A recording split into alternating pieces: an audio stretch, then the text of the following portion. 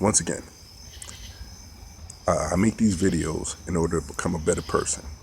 I analyze, I research, I think. I'm trying to have an open mind, so I'm looking for a discussion. And what I wanted to discuss tonight was the whole,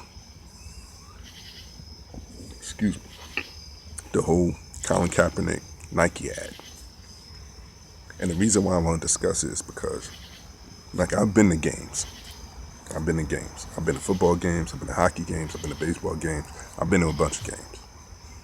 And as we all know, because a lot of us been to games, during the national anthem, y'all have no problem with everybody that's texting, everybody that's talking on the phone, everybody that's getting nachos, everybody getting hot dogs, pretzels, everybody going to the bathroom, everybody tailgating, everybody talking, everybody laughing, everybody walking around.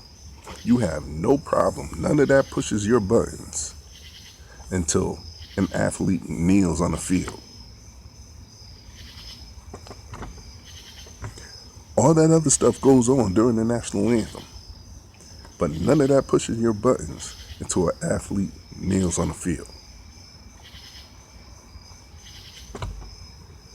And that's only the first part of the game. A lot of y'all stop watching NFL altogether. Everything after the coin toss is business as usual. So if you don't want to see the kneeling, you could tune in after the coin toss, because there's no kneeling involved unless a player is hurt. And that's another thing. At no point in time over the globe, anywhere through history, do I know that kneeling has been disrespectful. In every part of the globe, at every point in history, as far as I know, kneeling has never been considered disrespectful. But because they may kneel for however long the national anthem is, you don't watch the rest of the game, all 4 quarters.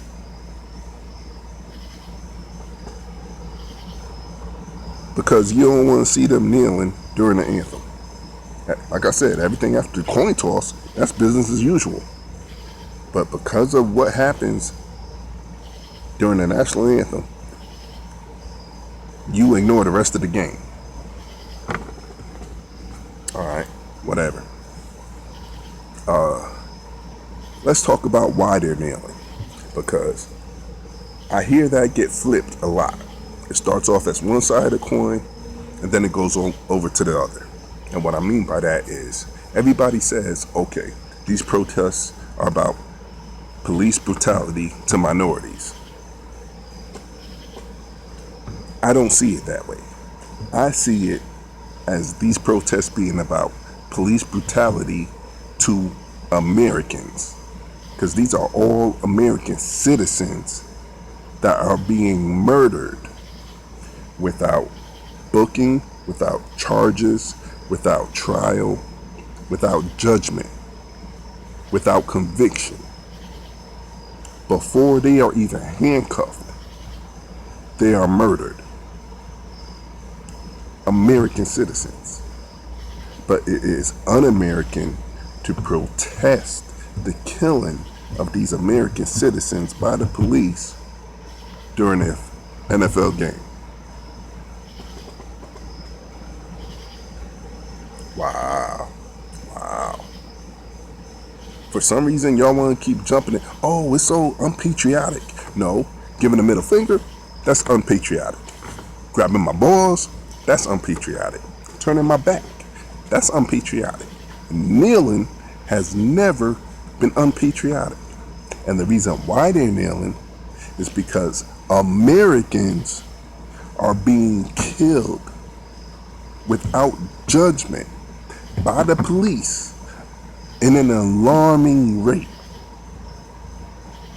And this, y'all keep saying it's police brutality against minorities. It's not police brutality against minorities. It's police brutality against Americans. These are all American citizens. It's not just black people. It's white people too. They are kneeling for white people too. They are kneeling for Americans. So it is un-American for them to use their American right to protest, respectfully kneeling to the flag about American citizens being killed without judgment by the police. Now, I'm not saying all police are bad. I have met some very nice policemen. I have met some policemen that just want to do their job. They want to do their job, go home to their families, live their life. I respect them. I salute them. I am not mad at all policemen. I am not talking about all policemen. I am talking about the issues that we are facing in this country today. Now, like I said, y'all keep saying it's a minority issue. It is not just a minority issue. Let me give you some examples. Got my notes right here. Let's talk about Daniel Shaver. If you're not familiar with Daniel Shaver, he was the person alleged to be shooting a BB gun out of his hotel window. The cops were called. They called him out of the room. So he entered the hallway unarmed. And I'm going to tell you why he was unarmed in a minute. But he entered the hallway unarmed and was given a set of instructions that were confusing by the officer. As he was told to crawl toward the police officer. But as he was crawling, you could see in the video that his shorts was coming down. So the first time he reached back and pulled his shorts up, the cop told him, don't reach back again. Okay, understandably. But then he was instructed to crawl again. And as he crawled, once again, his shorts was coming down. So instinctively, he reached back to pull up his shorts and he was shot dead. Now, the reason I said that he was unarmed, because there's a lot of people saying, oh, we don't know if he was reaching back for a firearm. He was found with no firearm. There was just a BB gun in the room. There was no firearm. So following the cops' instructions, he was killed for reaching down and pulling up his pants. Caucasian. You also have Justine DeMond. Justine DeMond called the cops because she thought she heard a rape in progress. She thought she heard signs of rape, so she called 911 twice.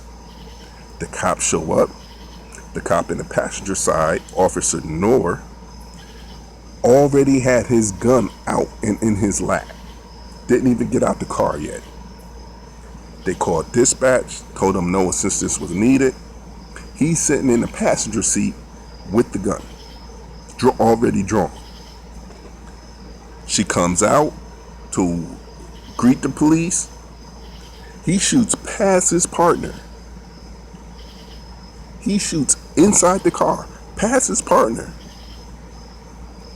and kills Justine DeMond, Caucasian. You also have Deanne Coates. Deanne Coates was having a domestic dispute with her spouse. He called the cops in order to de-escalate the situation because she had a gun and he thought she might have been suicidal. Let me repeat that. She might have been suicidal. So he called the cops to try to de-escalate that and keep her from killing herself. Cops show up. They tell her, I know you have a gun. Show us the gun. She goes to grab the gun. All of a sudden they yell, drop the gun, shoot. They told her, we know you have a gun. Show us the gun. When she went to show them the gun and grabbed the gun, they shot her. Caucasian. So this is not just a black problem. This is not just a minority problem. This is an American problem. These are American citizens being murdered without judgment. So you want to stop the kneeling? You know what? Let's stop the kneeling. So do I. I want to stop the kneeling too. Tired of it. You're tired of it? I'm tired of it too. So let's do something about it. Because from what I see, you want to stop the kneeling, just like I do? We have to do something about what they're kneeling about. We have to do something about what they're protesting about. If we do something, or even start the rollers to do something, or even act like we're going to do something about what they're protesting about, then they'll stop protesting. It'll be business as usual. Game could go on. Everybody could watch their NFL game. So, like I said, share this video, like, comment, let me know what you want to do. Let's stop the protesting. Let's stop the kneeling. What's your idea? Comment below what you want to do to stop these athletes from kneeling. Because the only thing that's going to stop them from kneeling is if something is done about it. So I'm starting this video. Share this video. What are we going to do about it? Let's start right now. What are we going to do about it? Because we need to stop those athletes from kneeling. And as far as I know, the only way we're going to stop them is to do something about it. Comment below.